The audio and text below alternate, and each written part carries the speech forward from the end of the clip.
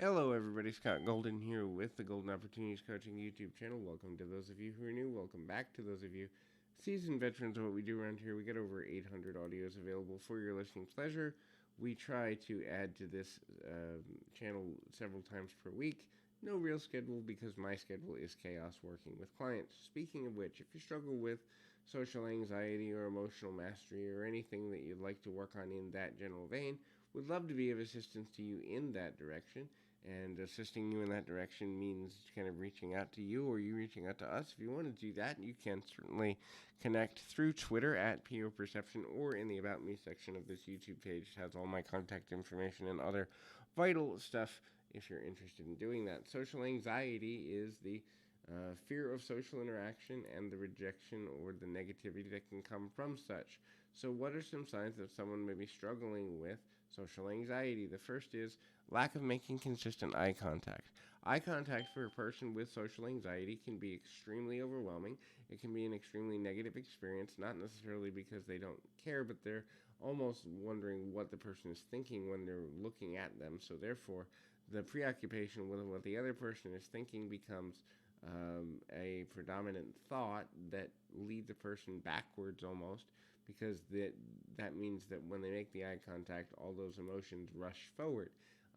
So a person with social anxiety may be hesitant or even incapable of making consistent eye contact. The next in the series of ideas here is kind of they're nervous about eating around other people. Maybe they're a messy eater. Maybe they eat too loud. Maybe they eat too slowly. Maybe they eat too quickly.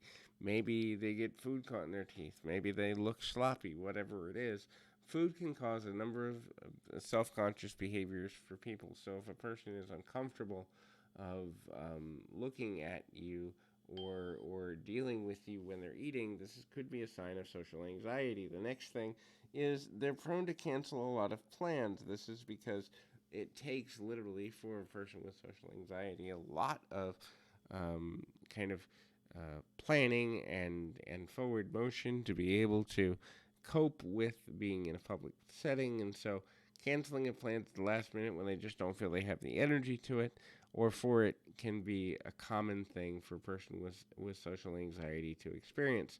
They avoid group settings because the more people that they have to interact with, the more people they feel they need to impress.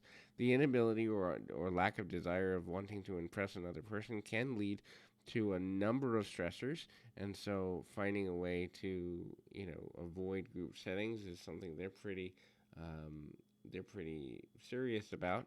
Overreacting to unexpected circumstances can be a big thing. Usually, it's the concept of if something doesn't go according to plan or schedules get altered, changed, or negatively affected.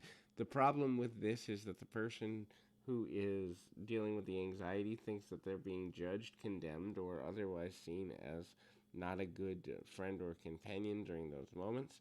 The tension that runs through that process becomes overwhelming to them to the point where they will have physical reactions, and ultimately they're trying to avoid the conflict that they perceive as coming on a consistent basis because of their social faux pas. The next thing is preoccupation with their phone or social media. It gives them something to do to kill the nervous energy, but they really want to seem also more important than they actually are. If a person's constantly looking at their phone, it means somebody's going to pay attention to them. It means someone is going to connect with them on a deeper level. And it doesn't necessarily mean that they have anything going on, but they want people to believe that they do because it makes them feel better if other people have that belief. The avoidance of parties and other group events, as mentioned earlier, is there. And the last one is the conversations are very tight, short, and to the point. This is because they're afraid of saying the wrong thing, afraid of being judged, condemned, or otherwise negatively impacted by saying inappropriate things or giving too much information or taking too much attention on themselves. Therefore, one word answers or very short, tight sentences can become the predominant way of communication for these individuals.